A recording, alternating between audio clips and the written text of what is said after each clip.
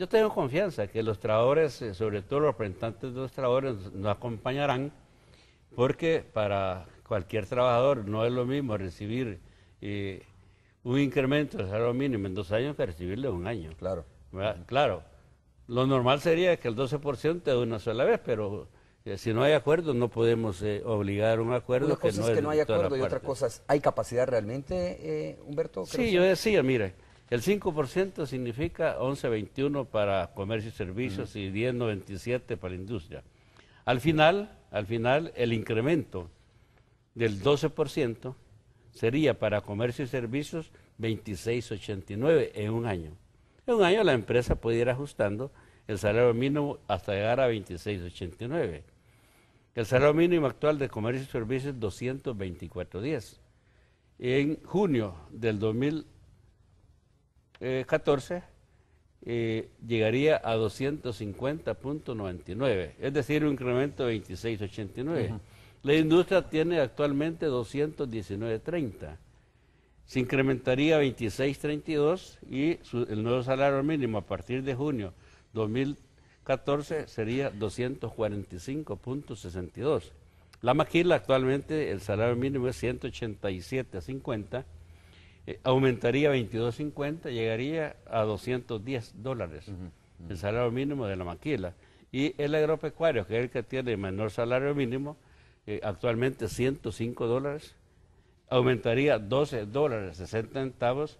Estamos hablando de 117.60. Yo no creo que el sector agropecuario no pueda incrementar $12.60 a sus trabajadores, que son los que hacen producir la tierra, claro, hacen producir a los diferentes sectores ganaderos, etcétera, etcétera.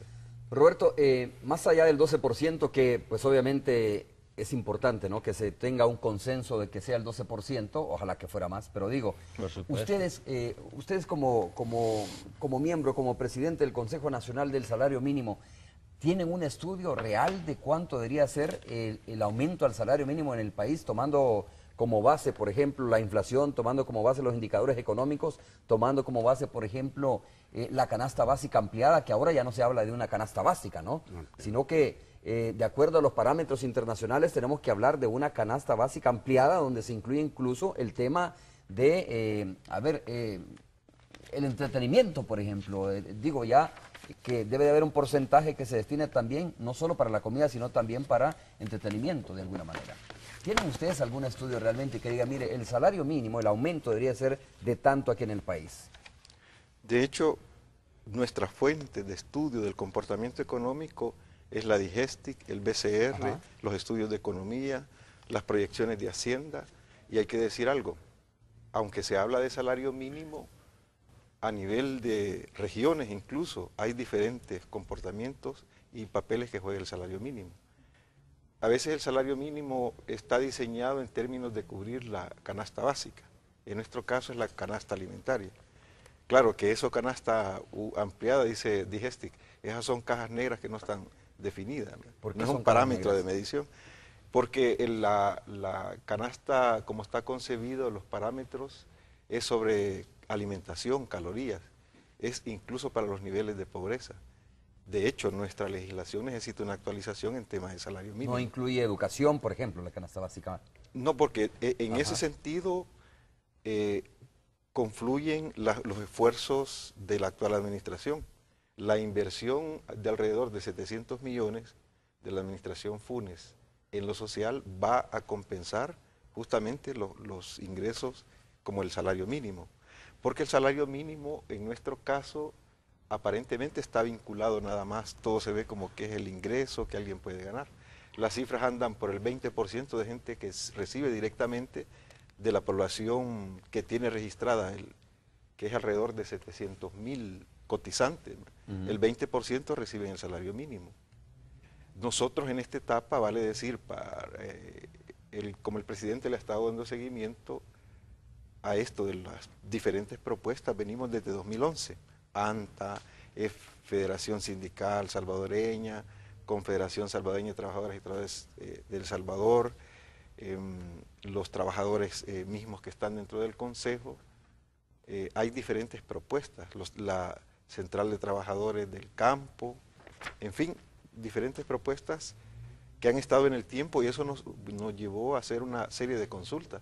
Y hemos tenido a la Digestic dándonos explicaciones del comportamiento de los últimos estudios, a la ANEP, a la ASI, a la Cámara de Comercio, a Cantex, y vale decir que entre los estudios que aparecen como región nosotros tenemos el salario después de Nicaragua más bajo de Centroamérica. Cantex nos ha sido una revelación interesante. ¿Qué estoy diciendo con eso? Usted hacía la pregunta al señor ministro, ¿y hay capacidad de absorber eso? Sí. Bueno, la muestra que la empresa privada dice, vámonos por el 12%, demuestra que estamos en condiciones. Claro, el presidente Funes recibe el país con cero crecimiento. Solo mantener la tasa de inflación al nivel del 8% como se mantiene, le da estabilidad al país, da condiciones de que es una economía controlada. ¿Verdad? Por eso, cuando usted me pregunta, sí. ¿De cuánto debería ser, no, el aumento? Es decir, una cosa es la capacidad que tenga la empresa privada, digo, y el consenso que se haya logrado en torno al 12%, y otra cosa es la realidad de cuánto debería de ser, de acuerdo a los parámetros económicos, el aumento del salario mínimo en el país. Establecer un parámetro es complicado porque en esto nosotros la responsabilidad que lleva de una propuesta de incremento de salario mínimo es que el mayor empleador en el país son las pequeñas, medianas, microempresas, son los mayores empleadores y esos de alguna manera son los primeros en recibir el impacto. Entonces, cuando nosotros vemos eso también hay que ver otras situaciones que se le disparan. Todo incremento del salario mínimo inmediatamente al gobierno le genera la obligación que en el porcentaje que se decretó el incremento debe de aumentarse el aguinaldo de todo el sector público. Eso es en principio. Claro. Y simultáneamente en el fondo de lisiados de guerra, que son alrededor de 14.000 personas que reciben pensiones directas, reciben esa compensación más un porcentaje. Le implica al Estado hacer desembolsos, crea un impacto. Bueno, siempre los... ¿Pero hay un método para calcular la canasta básica? No. ¿Cómo se calcula, no? Realmente, porque cuando hablamos de esto, precisamente de cómo se calcula, entiendo yo que se toman en cuenta estos indicadores, los indicadores económicos, ¿no? Claro. Y uno dice, bueno, mire, me dio que debe de ser el aumento, a eso me refería yo, debe de ser del 18%. Supongo yo que se puede calcular de cuánto debería ser el aumento de la canasta básica familiar en el país. Sobre la base de una fórmula o un método, supongo yo. Precisamente nosotros estamos como el diseño que tiene el Consejo, en la competencia que le atribuye el Código de Trabajo al salario mínimo es la inflación, la canasta básica. Y eso lo hacemos por medio de la Digestic. Y este porcentaje, cuando se propuso el 10%, anda, porque aquí hay que ver todo el engranaje de la economía, no solo el impacto de los salarios. Entonces, el problema que tenemos en nuestro país es que el salario mínimo no está naturalmente vinculado estrictamente a la parte del trabajo salarial. De esto depende el sistema de licitaciones de la ANACAP. Entonces, por supuesto que la canasta básica hoy en día, ¿qué es lo que nos está diciendo OIT? Está asesorando, está en la región haciendo un esfuerzo de actualizar los parámetros del salario mínimo, porque no están actualizados. No son, las mediciones que están actuales no son acordes a las realidades del país y al vínculo que tiene el salario mínimo. Por eso es que hay ya, bueno, estamos prontos nosotros a hacer un estudio junto con OIT para darle actualidad y que no solo sea la canasta básica. Humberto. Bueno, yo tengo algunos datos que son datos oficiales de economía. Por ejemplo, en el 2008, el salario mínimo y el promedio era 176.78. El salario real 167.60. La canasta básica ampliada urbana 171.19. La canasta básica ampliada rural la canasta básica ampliada rural tenía una diferencia de 5.59 y la canasta básica urbana ampliada 342.38. Y en el 2008 el salario mínimo 176.78, 2009 198 2010 198, 2011 subió a 210.30 y 2012 210.30. La canasta básica urbana no ampliada en el 2011 183.01, ese era el costo. En el 2012 bajó a 174.60. ¿Por qué bajó la canasta básica urbana? Porque los alimentos han bajado. Los frijoles costaron unos 50 hace 4 o 6 años. Ahora, ahora el frijol vale 40, 50 ministro, mi pregunta, Necia, es si estos aumentos que se vienen dando, digamos, a lo largo de estos años que usted me está mencionando, son compensatorios de la pérdida del valor adquisitivo de la población, ¿no? Por supuesto, en este caso, qué bueno. Por supuesto que no es suficiente. Exactamente, porque, por ejemplo, en este caso, qué bueno que bajó sí, el valor o el costo de la canasta básica, pero generalmente va a la alza. La canasta básica urbana. Ajá. Pero si vemos la canasta básica ampliada, en el 2010 era 211, perdón, era, en el 2010 decíamos que el salario real era 210 y la canasta básica urbana ampliada 2010 336.58. Hay una diferencia entre el salario mínimo 2010 de 198 a 336.58 de un déficit de $138 con 58 centavos. El salario mínimo, ¿qué? Se debe ajustar a que no haya déficit. En el 2011, cuando se subió al 8%, la canasta, el salario mínimo llegó a 210.30, pero la canasta básica ampliada subió a 366.02. Realmente, ¿no? Se incrementó, entonces subió el déficit a 155.72.